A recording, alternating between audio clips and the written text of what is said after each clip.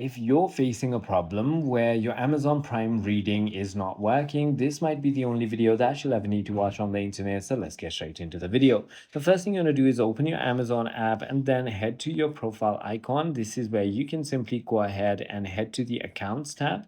And inside of accounts, you want to simply go ahead and look for the manage membership tab. Once you simply go ahead and find this right over here, you can simply go ahead and tap on it, or you could also go to the account highlight right over here on the top, and then simply go ahead and check if you have your membership enabled. If it doesn't, then it will say join Prime just like this.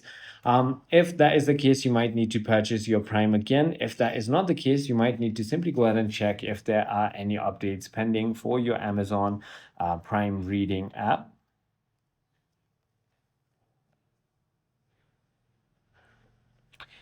If there are any updates, simply go ahead and update your application. If not, simply try uninstalling and reinstalling the application, which should go ahead and fix your problem. I hope this video clarifies everything for you. If you have further more queries, feel free to comment down below and I'll see you on the next one.